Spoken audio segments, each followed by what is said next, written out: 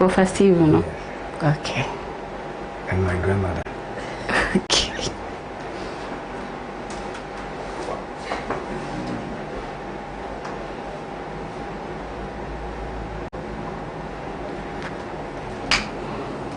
Please, we are waiting. Yes, okay.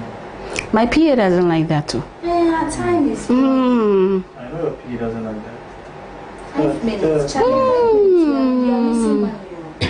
That's My stomach is Yes. running 5 minutes. 5 minutes late. And we am still around here. Anyway, It's a bad. I said it might be trying to me that was in the car. Oh, yes, I'm you funny. I have a boyfriend now. But just I have a boyfriend. a child. Oh, okay. One that I'm enjoying. A child. Hey, Albert, do this is serious. Papa. Are we good to go? Almost. I'm live sound one side. Hey, Mania, I've gotten squatinator, so do we do squatting next week or we do side checks? We can do. No, yeah, side checks because so far we've done 2 weeks with men. So let's do the side checks so that we get women to So come. we want, like, when we are into us. And I know. Yeah, yeah. Oh, I like, you like.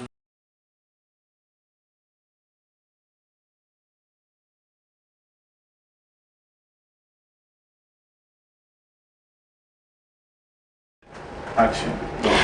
Hello and good evening, wherever you are. It's actually good evening from Ghana, but then all those of you watching me live all over the world will have your relative hours. My first name is Abena. My surname is Magis. And since childhood, when I was growing up, I never had a nickname. But then when I became older, I decided to call myself Manoke Kami because my mouth itches. You're welcome to You with Abena Magis. Uncensored, unrestricted, unlimited. Today we're going to talk about something which is very, very important. I think that a lot of people have not even realized that that is what they are doing, or that is the direction that their lives are taking. So before I introduce my guest to you today, let's be reminded that you are watching this live right here, and then on YouTube you can watch it on GY TV online. This is You with Abena Magis, and I've got two men here, two gentlemen who are going to help me discuss tonight's topic. Tonight's topic has to do with transactional relationships. Why would we even have to talk about it? That is because when it comes to transactional relationships, somebody gives something in exchange for another. So let's look at the current type of relationships that we have here in Ghana. Gentleman meets woman, falls in love with her, proposes to her. Maybe she'll think about it and stretch him a bit. Maybe luckily for him, she will decide not to. Now, after she agrees to his proposal, what happens is that she expects to be taken care of while she cooks, she cleans, she does all the things that a wife is supposed to do for a man. And in exchange, has all her financial needs taken care of. And of course, sex, which is very, very important for some people. Doesn't that make that transactional? Let's find out. My guests here today are Albert Kisi. Albert, how are you doing? Fine, thanks. Albert is actually one of the fans on the page, and I'm so happy that we have him here today.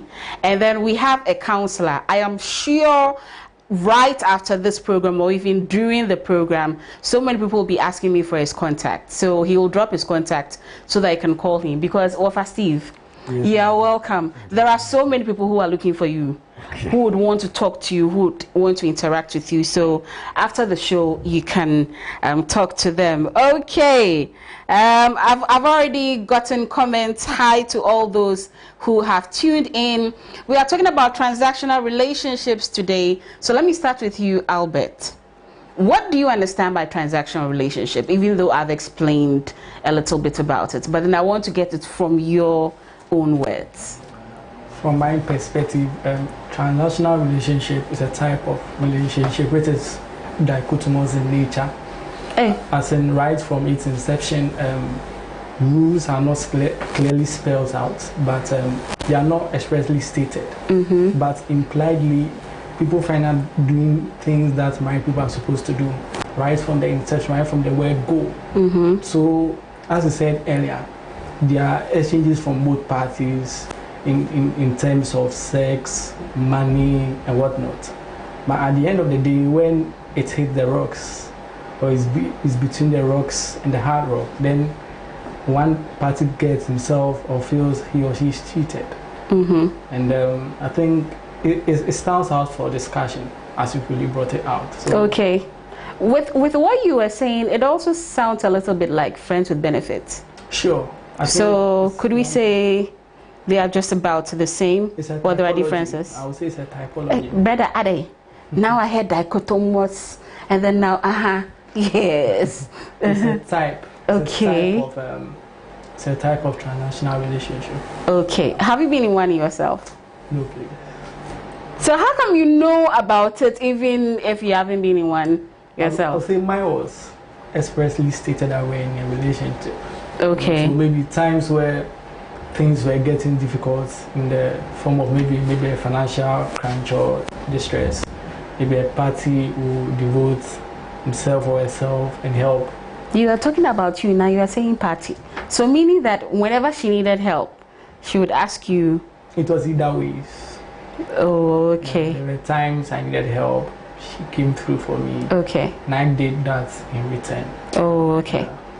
Where? So you're still together? Or? Oh, no, not together. Okay, that's a story for another day. Well, for Steve, Akwaba once again. So we are talking about transactional relationships and looking at the fact that right now, if we are looking at how people are entering into relationships as Esha, it's likely that that is what they are doing. You being a counselor, knowing as to the hundreds of people that you've counseled, what has been, should I say, your opening words, your thoughts when it comes to transactional relationships? Thank you, my dear. I think what is happening today is not far from yesterday's. If I should go back in olden days, for instance, if your father is a cocoa farmer, then they will go and look for a young, beautiful lady. And as the young, beautiful lady comes to your house, the idea of proposing is, come and help my son. And if life progresses in life, then you'll be supported with what will earn from our cocoa. So you see, the young lady comes in knowing that my father owns a cocoa farm. And if he comes in to help me to manage the cocoa, eventually she also will benefit. So from day one, that idea of transaction is there. Theoretically it's there, but practically you don't know, or you don't see it is there. So I would say that in every foundation of relationship or marriages, we have it. But we don't normally, look at it critically, because we just talk about it, but practically it is there. Are you shocked?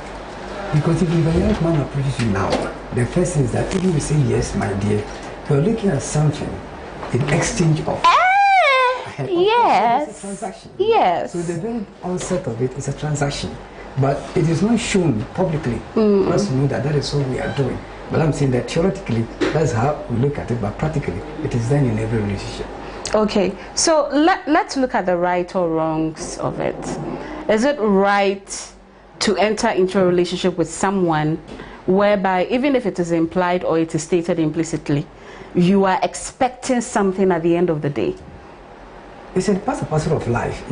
Nobody comes in without something. What we consider as love, it comes with something. Even when the feeling is there, there is something that the opposite sex looks for.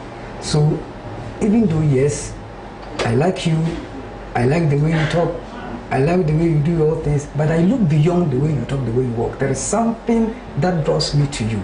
That is what is transacting in business. That's what really is my foundation of responding to your proposal. So it is there. It is there. You don't only look at my handsomeness or the beautiness of the lady, but there's something beyond that. And you don't even spell it out, but it's there. It is in your mindset. It is there. You look for it. And that is why we are saying yes. Even though you will not say it big for people to hear, yes, it is there. And it's everywhere. In every relationship, it is there. That is the core of every relationship. It's there. Okay. I'll come back to you right now.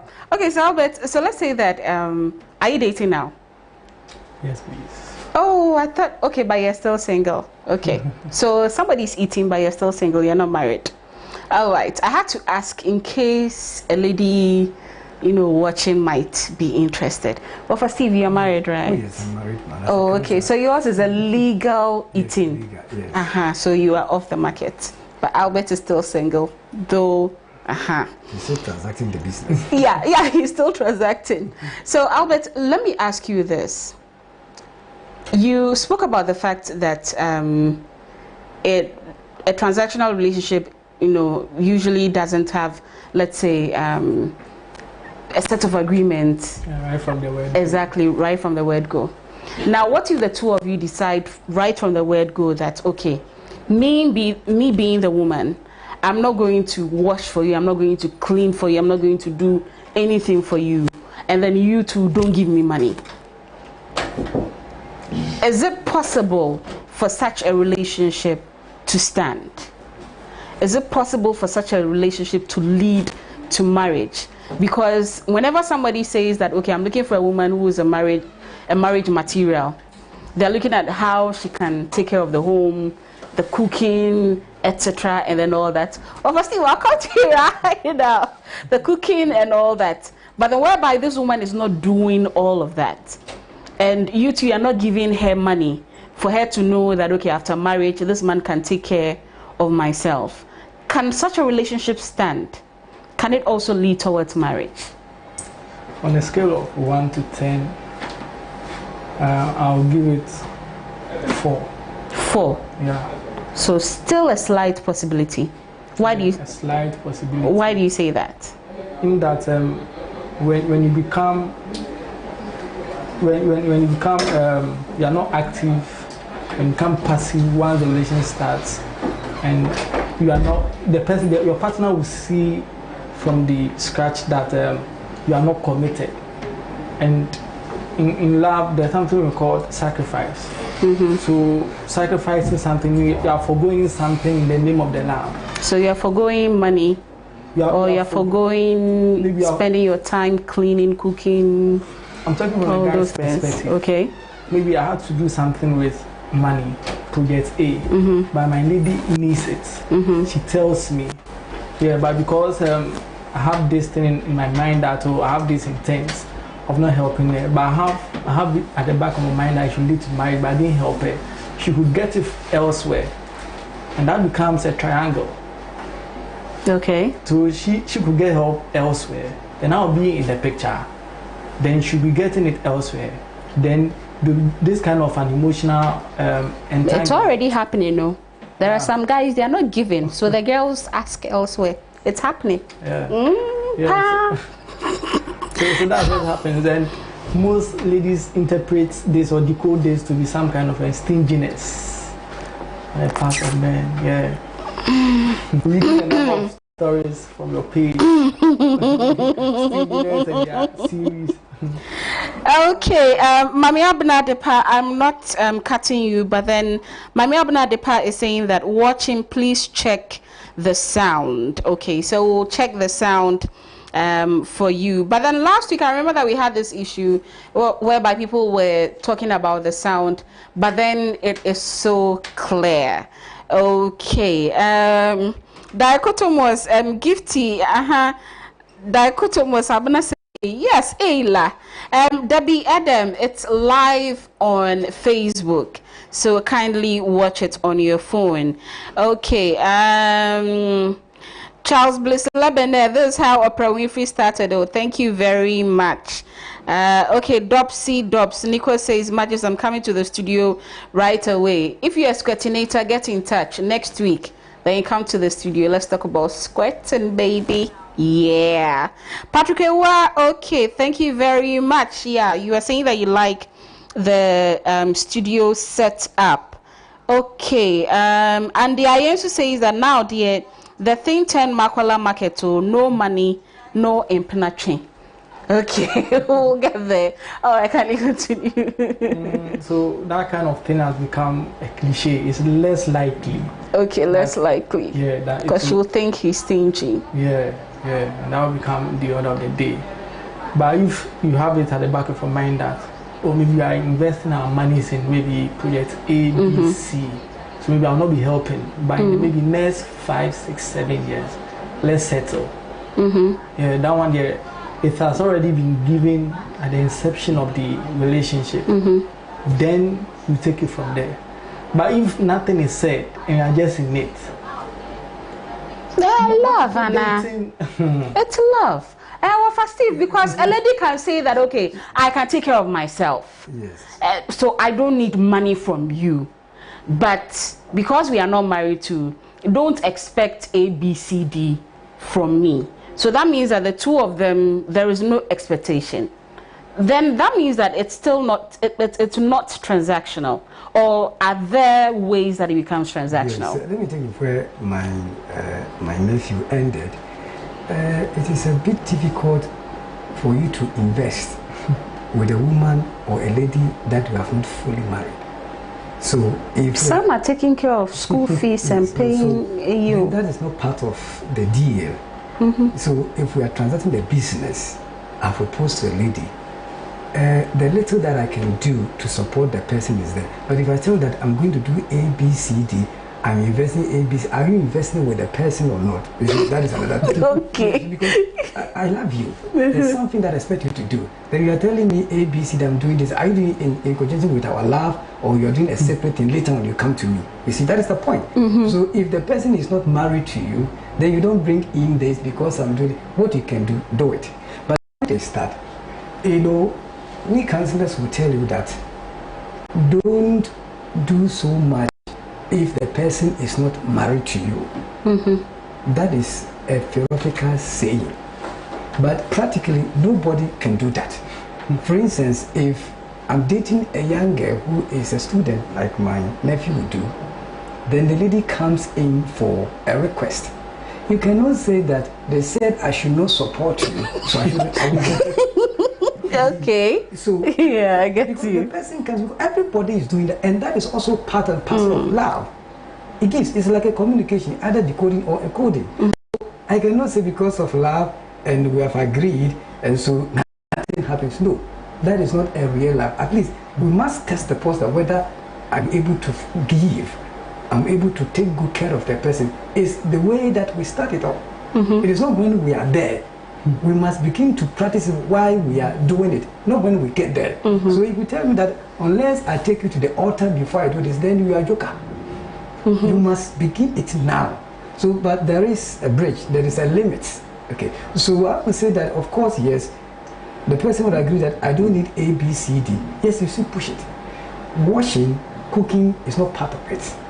We do it because if I want to do it. If I'm engaged... Say it again. Yes. What did you say? I see, I propose to you as a lady. In Abena.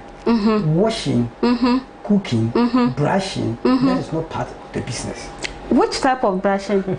Because the brushing, we have the biological and then we have the... So which type of brushing? So cooking, washing, kissing, touching, doing the thing properly.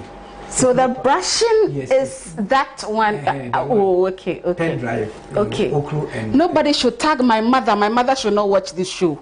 She doesn't know. She thinks I'm still a virgin. Yes, you're a virgin, of course.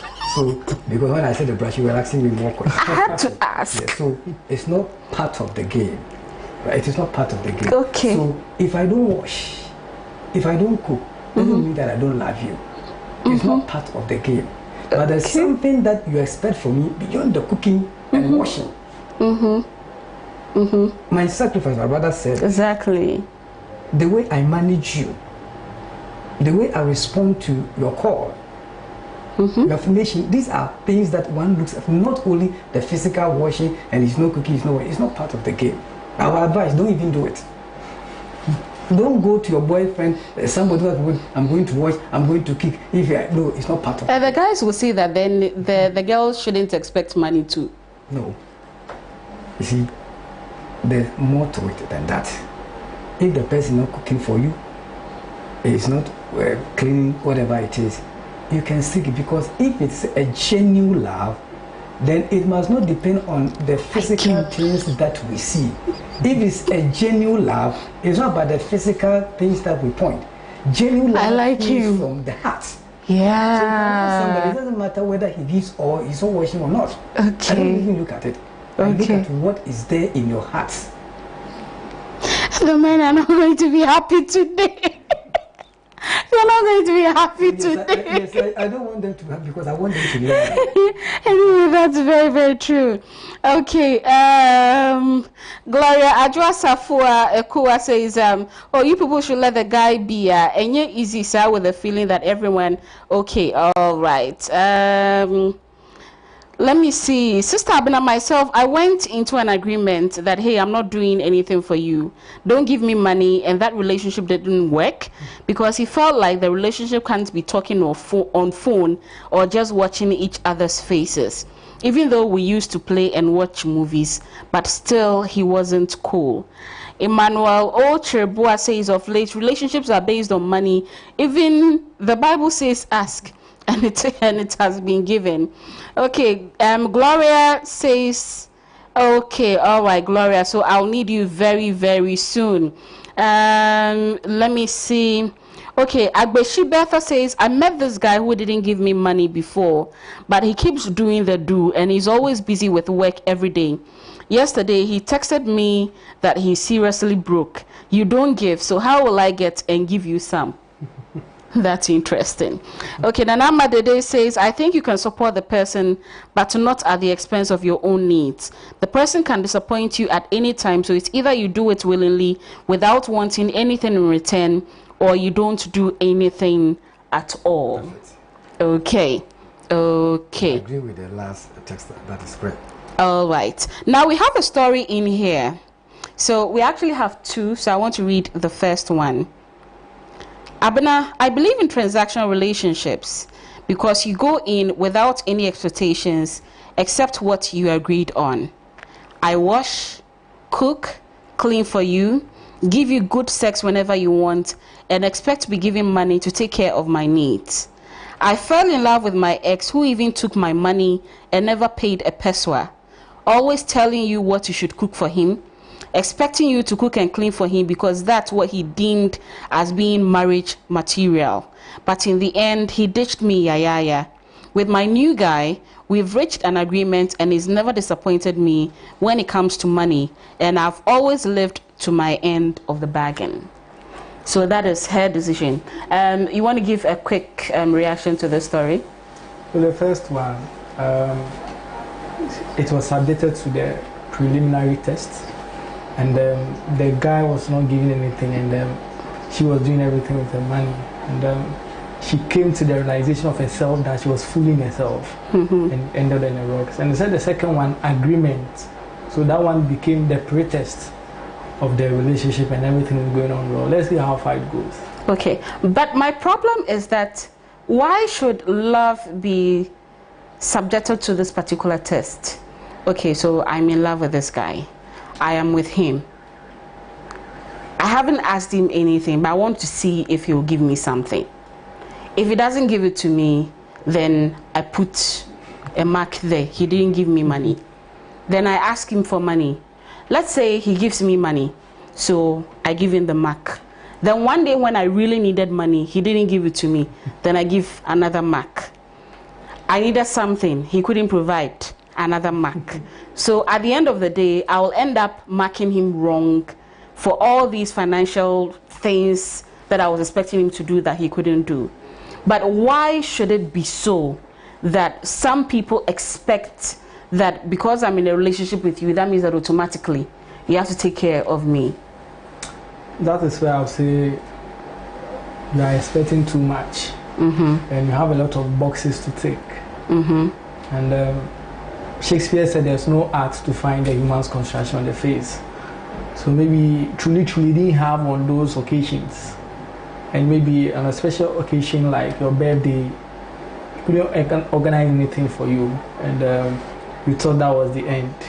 But on a rare occasion of which you didn't deem it special, he was there for it, and he made it count, and you were happy. So is that going to neutralize he not showing up on your birthday? Now it's about you knowing the person you are in the relationship with. If genuinely he has and he gives, fine. But some over demand. That's where the question comes in. They need it too. You see, you should be able to differentiate between a need and a want. A need, because necessity is the mother of invention. So you can't just test again and say, oh, you need sweets tonight. You just need sweets. It's the hormones. She needs sugar. For the night. Yeah, she needs sugar. Sweets. Her monthly is coming. As compared, maybe he didn't show up. He didn't give in terms of monetary support. So therefore, you've gone back to your books. You've gone to take him wrong, and you presented your school fees. Maybe your fees or maybe 1,500. Maybe you've got maybe 1,300, and also go to share. He gave you 200 to top it up. So between these two things, when you make juxtaposition, is a guy genuine or is not genuine? Okay, I get your argument. I get it, Pa.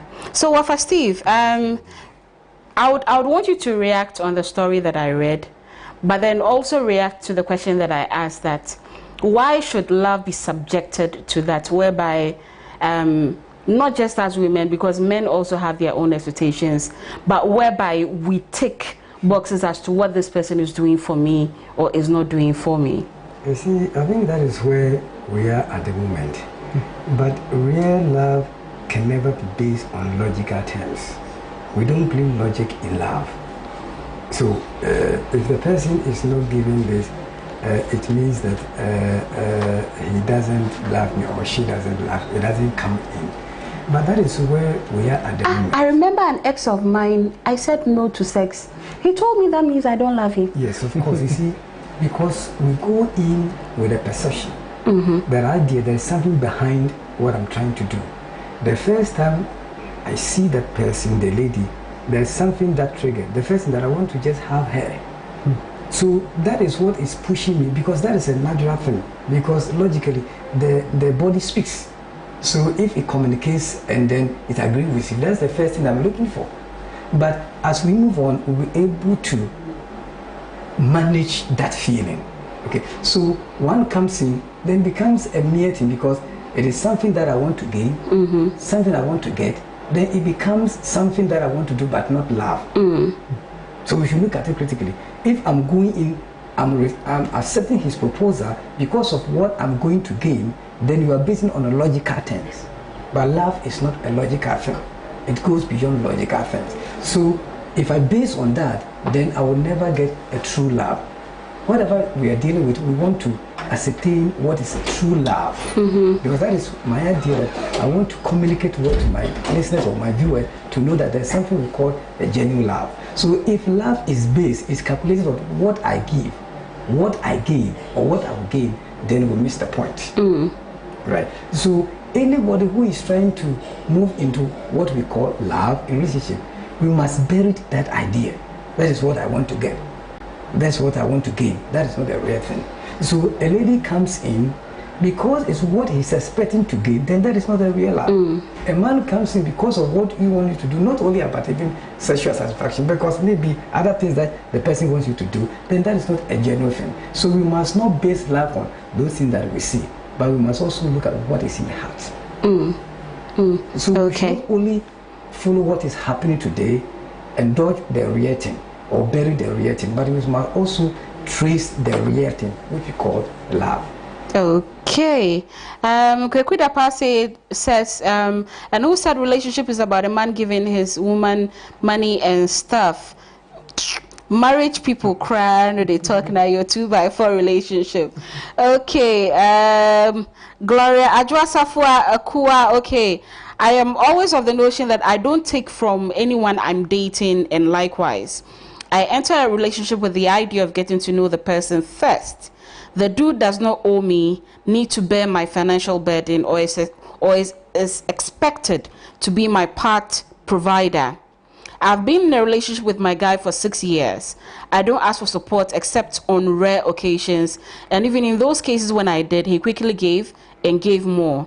Some over-demand stuff, just as Albert said, and make the partner feel that they are there to fill their financial blanks. No, as long as we ain't married, there is a limit to what someone's son or daughter should give, and that is what should be understood. However, everyone and their perception, but for me, my ex always is willing still to give to me, if I ask simply because I never placed him in any situation to feel that he ought to. Nanama Dede says, I agree with the counselor. That kind of mindset by most people in this our generation is the issue. They enter the relationship with so much expectations from their partner. We just need to change that mindset. The perception people have before entering into a relationship is what causes these problems. I agree with you. Mommy, my personal view on transactional relationship is that loving someone should be unconditional without any form of agreement. We are humans. We might make agreements, but we'll end up getting disappointed. That's from Patrick Ewua. Okay, so let me move on to my next story. Dear Abena, I'm 26 years and currently in one of the nation's universities. My father believes in working more than schooling. I deferred my course for some personal reasons and now back in school. This angered him so much that he told me to look for a job. I'm done taking care of an adult like you, is what he said to me. Abena, I have mates and friends who have finished school and currently struggling to get good paying jobs. The easiest to get is a teaching job at a private school, but the pay is small and you'll be lucky to be paid regularly. I told him all these, but he still said no. I had to break up with my girlfriend because the pressure from her to give her money was too much on me and I didn't want to add another stress. Now, I've met a woman who is 36 years. She's been married for 5 years and has only seen her husband once in her life. They met online. He came down to marry her and left. He's refused to send her the invite, though he takes very good care of her. She's told me she has needs and believes I can help her out sexually. Her payment will be a monthly allowance of 2,000 cedis, a spare car to use with weekly shopping. She will also take care of my fees. I am tempted to accept, but worried that she is a married woman, though she says she is now in the process of getting a divorce. I need advice on this. He's 26 and she's 36 older. She's 10 years older than him. He's facing a very big issue. Maybe I'll be tempted to ask him whether there's what we call love. But the point is that this young man is not occupied. He's unemployed. So, and schooling. So he needs somebody who will employ him. So this woman says that I will employ you. And the business and job decision is that my husband is not allowed. And I want you to have an affair with me. That's all the business of it. Yeah. So this is how I want you to do it. So service me well, then I will pay you. So that's what the guy is going to do. Yes. And so he hasn't even said that either he's having a child, whether he could laugh or not. And he says that the woman was also saying that probably he's also initiating a divorce. Yes. That does not even come in. Now also look at the age difference. So he's not going in because he likes the woman or he loves her. He's unemployed. And he needs somebody to employ him. And fortunately enough, he's not going to wash. Yes. He's not going to cook. He's not going to read. He's not going to be a gardener. Yeah, just servicing. It's just servicing the woman. Biological servicing. Yeah, biological servicing. And when you do this, I'll pay you. Yes. So it now depends on him whether he's ready to do this kind of job. We're not talking about the risk involved. I'm not going there. Because he's not saying that I love the woman and I want to see whether it is right for me to date. He's saying that I'm unemployed and this is the job. But whether it's a good job or not, it is own discretion. Because what is good to me might not be. Exactly. But if I'm also into advising that it is very wrong to date a woman who is already occupied. Very, very dangerous trait that you should not even try it. Irrespective of what amount, what the gains in, you should not try it. And even if the woman is not engaged, the age difference is not also good for the young man. A woman at age of 36, a young man is not good. But it is vice versa, it could have been better. Because logically, a man must marry half of his age. But people will come and tell you that age is just a number. Look at the way Albert is reacting. It's not a number. Half of his age. Yes, a man must marry half of his age or less 6 years. Huh? Yes, it means that if I'm 50, I can come down to marry 25-year-old girl or less. So that's why 40-year-olds have been telling me that I should unsingle you with those 25-year-olds. They cannot control themselves. They are not disciplined. That is not the truth. That is the logic. That is a full research. But a young woman, a young man of age 26 can never date. Age counts here. That thing here and that thing there, it grows. So age count here. So the young man, even if the young man decides today to marry that woman, I would say that given 5 years time, this guy cannot. The woman will not be there as a woman for him again. But then there are men who have married women older than them and then have had successful marriage.